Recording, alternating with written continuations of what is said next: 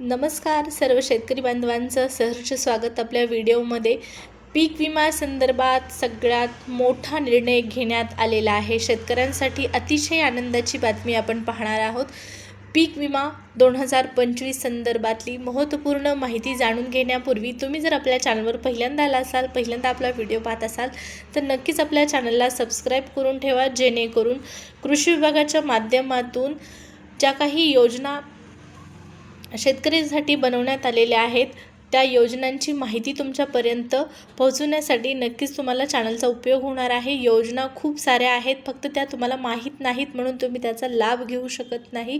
तर अशाच कृषीच्या महत्त्वपूर्ण योजनांची माहिती जाणून घेण्यासाठी चॅनलला सबस्क्राईब करा व व्हिडिओला लाईक करा। सुरुवात करूया पीक विमा 2025च्या महत्त्वपूर्ण अपडेटला। पहा, पीक विमा 2025 संदर्भात केंद्रीय कृषी मंत्री शिवराज सिंह चौहान यांच्या माध्यमातून एक महत्त्वपूर्ण निर्णय घेण्यात आलेला आहे। शिवराज सिंह यांच्या माध्यमातून अतिशय महत्त्वाची घोषणा करण्यात आलेली आहे। मोठा निर्णय आहे आणि नक्कीच हा निर्णय राज्यातील शेतकऱ्यांसाठी आनंददायी ठरणार आहे। पहा, सध्या दिल्लीमध्ये अर्थसंकल्पीय अधिवेशन सुरू आहे आणि याच अधिवेशनादरम्यान कृषी मंत्री यांनी सगळ्यात मोठी घोषणा केलेली आहे। पीक विमा 2025 संदर्भातला हा महत्त्वपूर्ण निर्णय आहे आणि एक मोठी घोषणा आहे। सगळ्यात महत्त्वाचं म्हणजे पहा, पीक विमा तुम्हाला मिळालेला नाही, परंतु आता काळजी करायची गरज नाही। पीक विमा तुम्हाला मिळाला नसेल तर ही रक्कम तुम्हाला वाढवून देण्यात येणार आहे। होय, बरोबर ऐकलं आहे तुम्ही। स्वतः कृषी मंत्र्यांनीच ही घोषणा केलेली आहे। तर ही घोषणा नेमकी काय आहे हे पहा।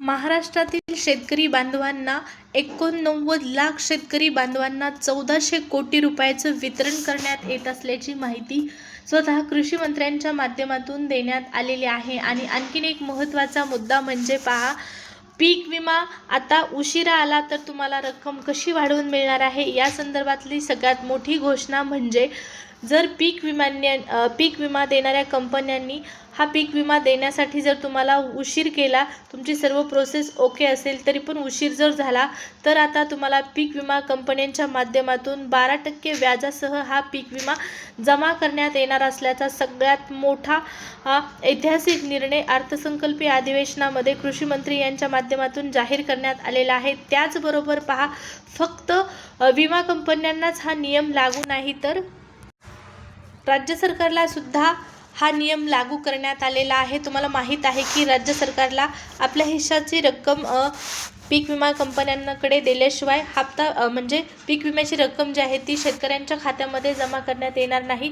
जर राज्य सरकारच्या माध्यमातून आपला हिस्सा देण्यासाठी, आपल्या हिश्शाची रक्कम देण्यासाठी, विमा कंपन्यांना देण्यासाठी उशीर जर झाला तर मात्र आता राज्य सरकारला सुद्धा काय होणार आहे, 12% रकमेसह ही रक्कम शेतकऱ्यांच्या खात्यामध्ये जमा करण्यासाठी केंद्र सरकारकडून सूचना देण्यात आलेल्या आहेत। म्हणजे जो नियम विमा कंपन्यांना लागू आहे, उशीर झाला तर 12% व्याजासह ती रक्कम द्यायची आहे आणि तोच नियम राज्य सरकारला सुद्धा केंद्र शासनाच्या माध्यमातून लागू करण्यात आलेला आहे।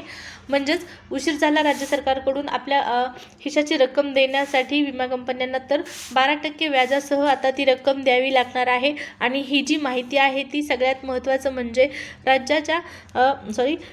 केंद्राच्या कृषी मंत्र्यांनी जाहीर केलेले आहे। केंद्रीय कृषी मंत्री यांच्या माध्यमातून अर्थसंकल्पीय अधिवेशनामध्ये ही महत्त्वपूर्ण घोषणा करण्यात आलेली आहे की नाही सगळ्यात मोठा हा निर्णय।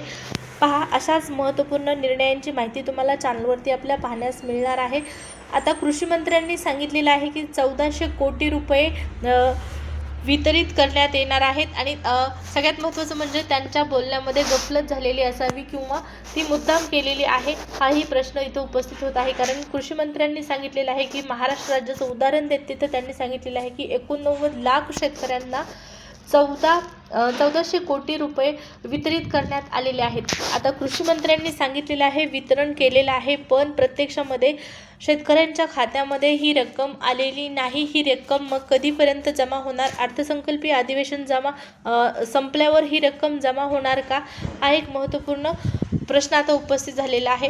परंतु आता ही प्रोसेस लवकरच सुरू होईल, कारण कृषी मंत्र्यांच्या माध्यमातून माहिती देण्यात आलेली आहे की 1400 कोटी रुपयाची रक्कम मंजूर करण्यात येऊन ती वितरित करण्यात देण्यात येणार आहे.